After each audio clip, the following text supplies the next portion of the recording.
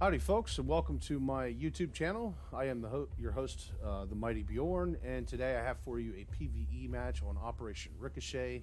This is an Armored Warfare replay. It's been a long time since I've done any replays, but what I have for you today, this is more of a test video, just to kind of see if I could do it, see if people would be interested in me airing Armored Warfare on my YouTube. Normally I'm an Armored Warfare streamer. People seem to enjoy the content and would like to see me do additional content. So here we go. Here goes nothing. Armored Warfare, M51 Isherman. This would be a heavily modified version of the M4 Sherman, which would serve with America, British, and other countries during World War II. The Sherman would see a lot of widespread success in service. What do you have here in Armored Warfare? Well, what you have here is an M4A1, which was modified, replacing the vertical volleyed suspension with a horizontal volleyed suspension, replacing the original Continental engine with a Cumberland's diesel engine, replacing the 75mm gun. Well, it didn't have a 75mm gun, from what I understand, the actual model this was built on, but replacing the gun with a 105mm gun. The gun is a French 105mm gun. It's the same gun they use on the AMX-30. It would be modified to fit in the Sherman, and it would be cut down. That was not considered a big deal, considering that the primary role of this tank was to actually fire heat ammunition, which is what you hear me shooting now. I do pack some high explosive, but not a lot. So what can be said about the vehicle? Well, Israelis would start getting Shermans around 1953, and the Isherman, which is the M51 here, would actually start to see service around 1965. It would see service during the Six-Day War, where it would be put up against Russian T-34-85s, but it would also be put up against Russian T-54s and T-55s. Due to a combination of tactics and training, the Shermans would actually outshine the Soviet tanks. Yeah, take that one, Ivan. The heat ammunition had very little problem penetrating the Soviet vehicles. The Israelis would keep these in service for a long period of time. They'd be actually in service until the early 80s. And then they would actually be sold off to various other countries, including Chile.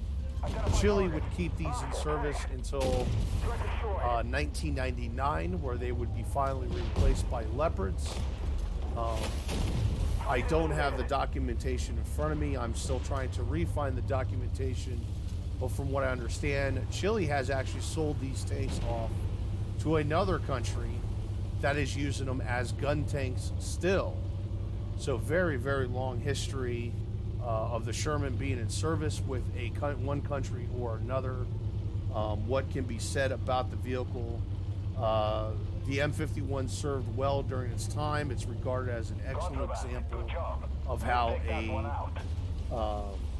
obsolete tank can be upgraded beyond its limits of the original capabilities. And that's pretty much always been the Sherman. Ever since the Shermans first entered service, they started getting upgraded. To me, the perfect storm of the Sherman for World War II period was the EZ-8 with the M4A3 EZ-8 with the 76mm high velocity anti-tank gun. I know a lot of people love the Firefly, but yeah, 76mm all the way.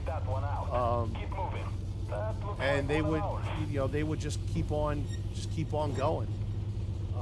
They were easy to maintain. They still are easily maintained. And they really performed well. And as you can see here, I'll pull up my results here. So as you can see here, I can pull up my results, and I performed well in it. I did over 2,000 damage. I spotted 6 enemies and destroyed 7, and got myself a blue star. And there you go. Easily top damage overall. No one else on my team was really even close. So yeah, there you go. That is the premium. You can actually purchase that in the tech tree for gold. M51 Isherman. What can I say?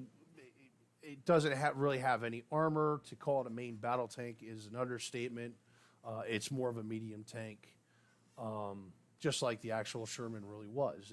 It's not well armored. It is pretty well gunned for its tier. It's, as you can see there, it's more than enough capable for its tier. I really hope to someday actually be able to play that on a harder difficulty, but that's here nor there. On PvP, it actually does fairly well for PvP. You don't really consider bouncing shots with it, but you can really take out targets from far away. The main gun's got a good velocity for fire and heat. And it's highly accurate. It reloads about 6 seconds. It's got good gun depression. The speed is fairly competent. It's a good tank. I think it's priced at like 650 gold in the tech tree. I could be wrong. You'd have to check. Opinions aside, I don't think I'd recommend the regular player to buy this. There's better options, one, without purchasing a premium tank. But however, and here's a caveat. If you are a Sherman lover and you want to collect Shermans, we obviously have the Super Sherman at tier 1. We have the Isherman at tier 2. Yes, buy this tank. If you love Shermans, buy this tank. So that, to me, it's a collector's vehicle. I went out, I paid the full price of the gold for the vehicle. I enjoy the vehicle. I don't think the average player would want this vehicle, but for me, it was a collector's piece. But there you go. So hopefully you enjoyed the video. Please like and share, comment on the video if you want, if you enjoyed the video, even if you didn't. I need to know kind of, do people want to see armored warfare content on my YouTube? And I'll post a link below for my Twitch. You can come actually see me play Armored Warfare live, and it's quite often that I actually play with viewers. So just come on in. Let's play some Armored Warfare together, and hopefully you enjoyed this video, and I will see you next time.